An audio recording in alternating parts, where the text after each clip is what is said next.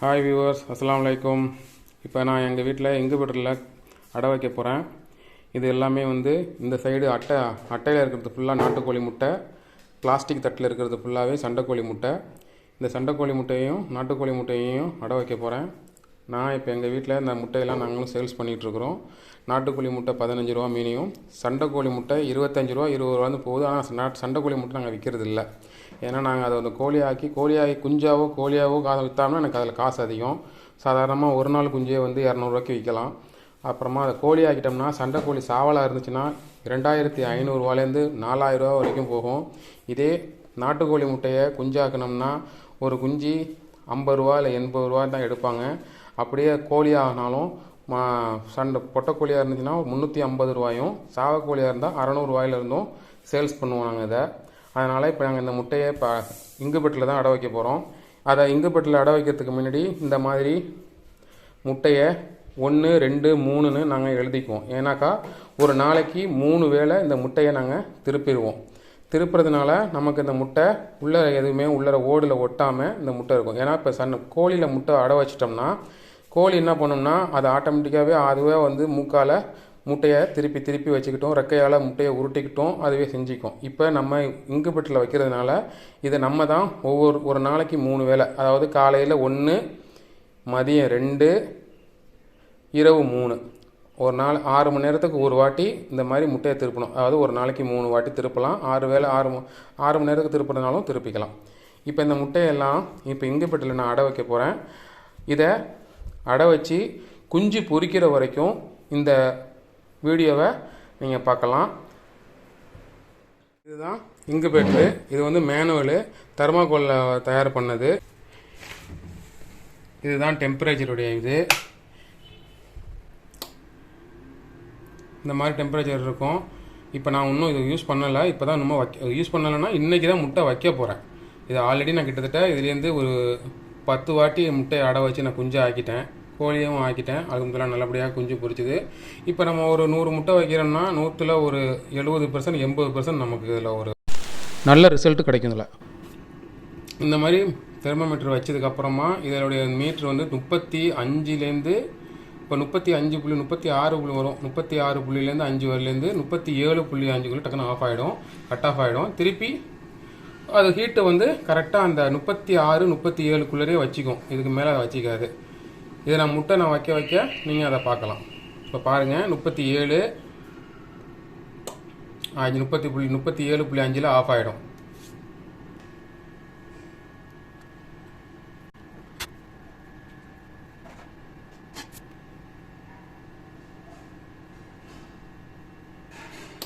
முப்பத்தி 6.5 வந்த உடனே ஆட்டோமேட்டிக்காகவே அது ஆன் ஆகிடும். அதே போல் 37.5 வந்த உடனே ஆட்டோமேட்டிக்காக ஆஃப் ஆகிடும். இதுதான் இதோடைய வேலை. இது இல்லாமல் இன்னும் சில விஷயங்களை காமிக்கிறேன். நீங்கள் அப்பப்போ இந்த வீடியோவை பார்த்துட்டே இருக்கீங்க. சின்ன டிப்ஸ் நான் உங்களுக்கு கொடுத்துட்டே இருப்பேன். இந்த மாதிரி ஒரு டெம்பரேச்சர் ஹெமினிட்டி கிளாக் ஒன்று வாங்கிக்கோங்க. இது அமேசானில் உங்களுக்கு கிடைக்கும். இந்த மாதிரி நீங்கள் வாங்கி வச்சுருந்தீங்கன்னா உங்களுக்கு உள்ள ஈரப்பதத்தையும் டெம்பரேச்சரையும் உங்களுக்கு நம்ம தெரிஞ்சுக்கலாம். வெளியில் ஒரு டெம்பரேச்சர் இதுவும் காமிச்சிருந்தாலும் நம்ம உள்ளர முட்டை நமக்கு என்ன டெம்பரேச்சரில் இருக்குது, என்ன ஹெமினிட்டியில் இருக்குங்கிறத தெளிவாக பார்த்துக்கலாம். இந்த மாதிரி நம்ம முட்டையை அடுக்கியிருக்கோம். நம்ம ஏற்கனவே சொன்ன மாதிரி முட்டையை 1, 2, 3ங்கிற மாதிரி முட்டையை 3 பாகமாக பிரித்து எழுதியிருக்கோம் மார்க்கர் போட்டு. இந்த மார்க்கர் போட்டிருக்கிறதுனால இப்போ நைட் நான் 3 வச்சுருக்கேன். இப்போ நான் 3 வச்சுருக்கேன். காலையில் நான் 8 மணிக்கு தான் காலையில் தான் இந்த முட்டையை திருப்புவேன். அப்போ திருப்பும்போது முட்டையை 1ஆம் நம்பரில் வைப்பேன். அதாவது இப்போ இந்த முட்டை இருக்குன்னு வச்சிங்களேன், இந்த முட்டையை 1ல் வச்சுருவேன், திருப்பிடுவேன். இப்போ காலையில் இது வந்துடும். மதியம் 2ல் வச்சுருவேன். அதுக்கப்புறம் இரவு திருப்பியும் 3லே வந்துடும். இது ஏன் உருட்டுங்கிறது நான் ஏற்கனவே சொல்லியிருந்த மாதிரி இந்த முட்டையோட ஓடு ஒட்டாமல் இருக்கிறதும் உள்ள கருவு என்ன பண்ணால் இப்படியே இருக்கிறதுனால கருவு ஒரு பக்கமாக ஒட்டிக்கும். அது ஒட்டாமல் இருக்கிறதுக்காக தான் இந்த 3 வேளையும் இந்த முட்டையை நம்ம திருப்பிக்கிட்டே இருக்கிறோம். இதே கோழியாக இருந்தால் தன்னாலேயே அது திருப்பிக்கிட்டு அதை ஆட்டோமேட்டிக்காக மூக்கை வச்சு நம்ம அதை நவத்திக்கும். இப்போ நம்ம இது மேனுவலுங்கிறதுனால இது நம்ம தான் திருப்பி ஆகணும். இதிலே ஆட்டோமேட்டிக் இருக்குது. ஆட்டோமேட்டிக் விலை அதிகமாக இருந்ததுன்னா எனக்கு தேவையில்லை. எனக்கு அதிகமான இந்த முட்டையே இது போதுங்கிறதுனால நான் இதை வச்சுட்டேன். இதில் ஒரு 100 முட்டை வைக்கலாம். ஆனால் இப்போ எனக்கு இதில் வந்து 65 முட்டை கிட்ட வச்சுருக்கேன். இதுவே அங்கே ஃபுல்லாகிட்டு. இதே நம்ம இந்த தண்ணியை வந்து நம்ம சின்ன ஏன் நம்ம மாற்றிட்டோம்னு வச்சிங்களேன், இன்னொரு ஒரு முட்டை ஒரு ஒரு 20 முட்டை கணக்காக வைக்கலாம். அதனால் நம்ம இது தண்ணி நான் எப்போதும் இதை தான் வைக்கிறதுனா எனக்கு இதான் கரெக்டாக இருக்கும். எனக்கு அந்த 1 லிட்டர் தண்ணி ஊற்றினோம்னா இதான் லெவல் கரெக்டாக இருக்கிறதுனால தண்ணி நான் இதில் தான் ஊற்றி வைப்பேன். அதே போல் இந்த ஹீட்டு இந்த ஹியூமிடிட்டி காமிக்கிற இந்த டெம்பரேச்சர் வந்து இந்த இந்த நிப்புள் வந்து தண்ணியில் படாமல் இருக்கணும். நிப்புள் தண்ணியில் படாத அளவுக்கு நான் வந்துருக்கணும். நிப்புள் நீங்கள் தண்ணியில் பட்டு இருந்துச்சுனாக்கா இது என்ன பண்ணால் திருப்பி ஹீட்டை பாட்டு கூட ஏற்றிட்டே போயிட்டுருக்கும். ஹீட்டு வந்து 36.5ல் 36.5 அதுலேருந்து 37.5 வரைக்கும் தான் இந்த டெம்பரேச்சர் இருக்கணும். அதுக்கு மேலே டெம்பரேச்சர் ஏறக்கூடாது. டெம்பரேச்சர் அதிகமாக ஏறுச்சுன்னா முட்டை வந்து சீக்கிரமாகவே வெந்து போயிடும். அதே போல் முட்டை வீணாக போகிறதுக்கும் வாய்ப்பு உண்டு. அதனால் அந்த டெம்பரேச்சர் கரெக்ட் பண்ணி வச்சுக்கணும். மெயினாக ஒவ்வொரு தடவையும் பூட்டுறப்பையும் இந்த இது கரெக்டாக தொங்குதான்னு பார்த்துக்கணும். சில நேரத்துக்கு வந்து இதில் போய் ஒட்டிக்கும். இப்படி ஒட்டிக்கிட்டு இருக்கிறதுனால என்ன பண்ணால் கீழே உள்ள டெம்பரேச்சர் சரியாக காமிக்காமல் மேலே உள்ள டெம்பரேச்சர் மட்டும் காமிக்கிறதுனால ஹீட்டை அதிகமாக ஏற்றிக்கிட்டே போயிட்டுருக்கும். அதனால் நம்ம எப்போதும் மூடுறப்ப பார்த்து இது கீழே தொங்குதாங்கிறத நம்ம பார்த்துக்கணும். இப்போ இந்த முட்டையெல்லாம் வச்சுட்டேன், இதுவும் வச்சுட்டேன். இப்போ அதுக்கு அடுத்தபடியாக இந்த அமேசானில் டெம்பரேச்சர் காமிக்கிறதுக்காக ஹியூமிடிட்டி கிளாக் வாங்கியிருக்கேன். இந்த கிளாக் வந்து மெயினாக நீங்கள் எல்லாருமே வாங்கி வச்சுக்கிறது பெட்ரு. ஏன்னா இதுதான் உங்களுக்கு வந்து இந்த அதில் ஒரு டெம்பரேச்சர் நீங்கள் காமிச்சாலும் இந்த டெம்பரேச்சர் வந்து இதில் நம்ம பார்க்குறது தான் கரெக்டாக நல்லாவும் இருக்கும். ஏன்னாக்கா இந்த இருக்குது பாருங்கள், இது வந்து ஈரப்பதம் 79 இருக்குது பாருங்கள், இது ஈரப்பதம். ஆனால் நமக்கு வந்து இருக்க வேண்டியது வந்து 55லேருந்து 60க்குள்ளே இருந்தால் நமக்கு இது போதும். இப்போ இந்த 18 நாளைக்கு மட்டும். அதுக்கப்புறம் 18 நாளைக்கு அப்புறம் 70லேருந்து நமக்கு 90 வரையும் வச்சுக்கலாம். அப்போ தான் வந்து முட்டையோட ஈரப்பதம் அதிகப்பட்டு முட்டை சீக்கிரமாக டக்குன்னு குஞ்சு வெளியே வரதுக்கு வாய்ப்பு அதிகமாக இருக்கும். இப்போ இந்த டெம்பரேச்சரையும் இந்த இதிலே வச்சுருவோம் ஓரத்தில். இப்படி ஓரத்தில் வச்சிட்டோம்னா நமக்கு பார்க்குறதுக்கு ஈஸியாகவும் இருக்கும். இந்த ஓட்டை வழியாக நம்ம பார்க்கலாம் இந்த டெம்பரேச்சர் எவ்வளோ இருக்குது, ஹியூமிடிட்டி எவ்வளோ இருக்குங்கிறத நம்ம பார்த்துக்கலாம். அதே போல் ஒரு இரும்பு துண்டு ஒன்று வச்சிடணும். ஏன்னா இப்போ வரது இடத்துல திடீர்னு எப்போ வேணாலும் மழை பெய்யலாம், இடியும் அடிக்கும். இப்போ நம்ம ஊர் டெம்பரேச்சர் மாறி மழையும் வந்து போயிட்டு தான் இருக்கிறதுனால நம்ம ஒரு இரும்பு துண்டை இப்படி ஓரமாக போட்டுக்கிறது பெட்ரு. அது இருக்கட்டும். அது இடி இடிச்சுனாக்கா அதை வந்து தடுக்கிறதுக்கு வாய்ப்பு இருக்குது. ஓகேவா? இப்போ இதை நம்ம க்ளோஸ் பண்ணிடுவோம். க்ளோஸ் பண்ணும்போது நான் சொன்ன மாதிரி அந்த டெம்பரேச்சர் அந்த நெப்புள் கரெக்டாக அதில் போய் தண்ணியில் விழுந்தா பார்த்துக்கு. தண்ணியில் படாத அளவுக்கு அதை பார்த்துக்குங்க. இப்போ நான் இதை ஆன் பண்ணிட்டேன். இது வந்து நான் இப்போ வந்து செப்டம்பர் மாதம் 5ஆம் தேதி இரவு முட்டையை இப்போ ஸ்டார்ட் பண்ணுறேன். இதுலேருந்து எனக்கு 18 நாளைக்கு இந்த முட்டையை நான் திருப்புவேன். 18 நாளைக்கு அப்புறம் அந்த முட்டையை திருப்ப மாட்டேன். கொண்டு இருக்கிறது 22 நாள் வரைக்கும் இந்த முட்டை அப்படியே தான் இருக்கும். டெம்பரேச்சர் அதிகப்படுத்திடுவேன். குஞ்சுகள் வெளியே வர ஆரம்பிக்கும். 18-19 நமக்கு குஞ்சு வெளியே ஆரம்பிச்சிடும்.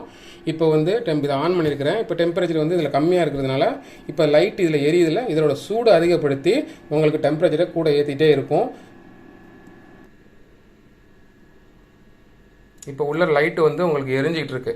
இப்போ நமக்கு உள்ள லைட்டு வந்து சின்ன பல்பு 2 பல்பும் 10 வாட்ஸு, பெரிய பல்பு வந்து 60 வாட்ஸு, மொத்தம் 80 வாட்ஸு. இப்போ உங்களுக்கு இது என்ன இருக்குது, இப்போ ஹீட்டு வந்து 35.5 இருக்குது. இப்போ என்ன பண்ணால் 37.5 வந்தோடனே ஆட்டோமேட்டிக்காக கட் ஆஃப் ஆகிடும். அதோடைய ஹீட்டு அவ்வளோதான். அதுக்கப்புறம் என்ன பண்ணால் கீழே வரும். 36.6 வந்தோடனே திருப்பி ஆன் ஆகிடும். இதோட வேலை இதுதான். இதை சூட்டை கரெக்டாக பதமாக அந்த கரெக்டாக அந்த இது ஒரு கண்ட்ரோலாக வச்சுக்கிறது தான் நமக்கு இந்த இதோடைய வேலை. இப்போது 37.2 வந்துட்டா கரெக்டாக பாருங்கள். 37.5 வந்தோடனே கட் ஆஃப் ஆகிடும். அவ்வளோதான் சூடு. அதுக்கு முடிஞ்சிச்சு. இந்த சூடு அப்படியே தான், இந்த சூடை தான் கண்ட்ரோல் பண்ணிக்கும். இது அப்படியே லைட் எரியும். ஆனால் ஃபேனு வந்து ஓடிக்கிட்டே இருக்கும். அந்த ஃபேனு உங்களுக்கு ஓடுறது தான் வந்து அந்த சூட்டையும் ஈரப்பதத்தையும் அந்த தெர்மாக்கோல் உள்ள ஃபுல்லாக அதை பரப்பிக்கிட்டே இருக்கும். இதை பரப்புறதுனால அந்த ஹீட்டு அப்படியே கரெக்டாக அதிலே நிற்கும். பாருங்கள் 37.0லேயே அப்படியே நிற்கிது. இப்போ மைனஸ் குறைஞ்சிக்கிட்டே இருக்குது பாருங்கள்.